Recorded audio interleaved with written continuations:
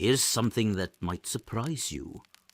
When Father Ted first aired in 1995, it was actually rejected by multiple networks before finding its home.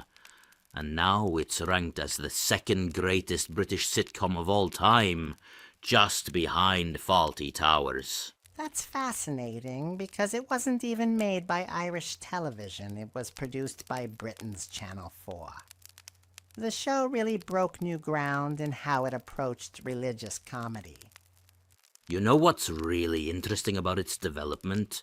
The character of Father Ted actually started as part of a stand-up routine when Arthur Matthews was performing in a U2 tribute band called the Joshua Trio. He would come on stage before shows and tell jokes about his friend Father Dougal.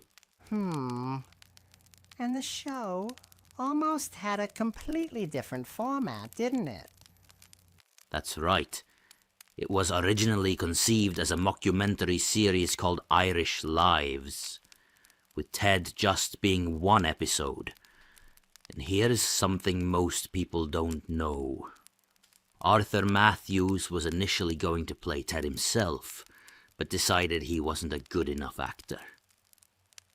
Well, that would have been quite different from what we got with Dermot Morgan's portrayal.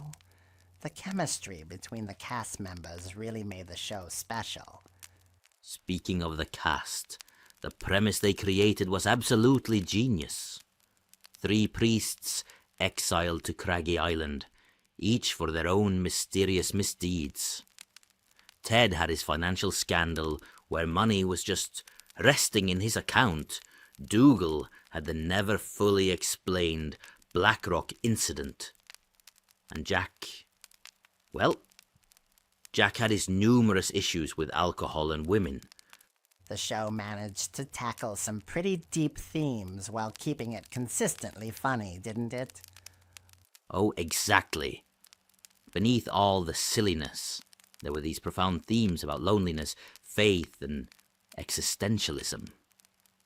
The writers actually said they wanted to combine the insanity of the young ones with the cleverness of Blackadder and the farce of Fawlty Towers.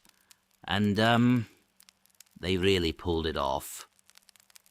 The production details are fascinating, too. Like how all the interior scenes were filmed in London with a live studio audience, while the exterior shots were done in various locations around Ireland. And you know what's interesting about the music?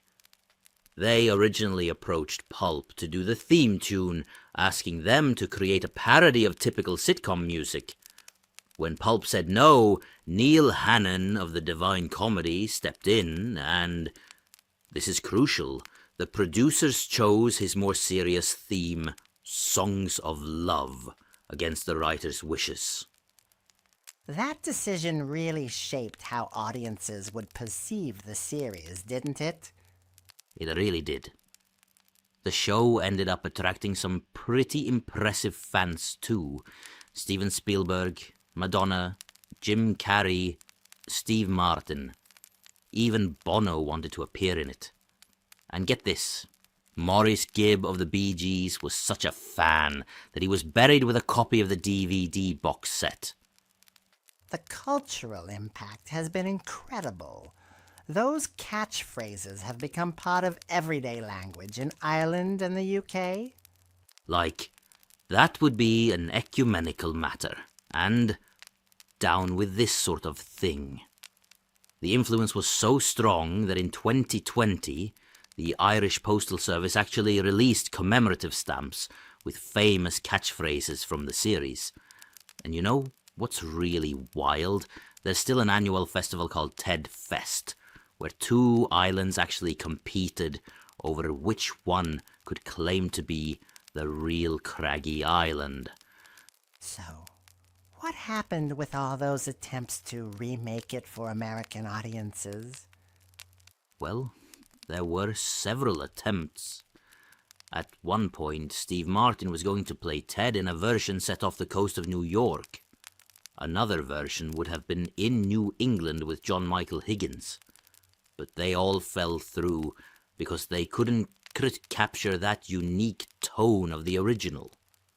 More recently, there was talk of a musical version called Pope Ted, with Neil Hannon doing the music, but that seems to have stalled too. The original really was lightning in a bottle, wasn't it? Just 25 episodes that changed comedy forever. That's exactly right. And even though it ended tragically with Dermot Morgan's death just one day after filming the final episode, the show was already planned to end there. Morgan had decided he didn't want to continue playing Ted to avoid being typecast. He said he didn't want to be the next Clive Dunn and end up playing the same character for years. Looking back now, what do you think made it so special? You know, I think it was how it managed to be both of its time and timeless. The situations might be ridiculous, but the characters and their relationships feel genuine. It wasn't just about making fun of religion. It explored universal human experiences through a comedic lens. That's why it's still finding new audiences more than 25 years later, and why it continues to influence comedy today.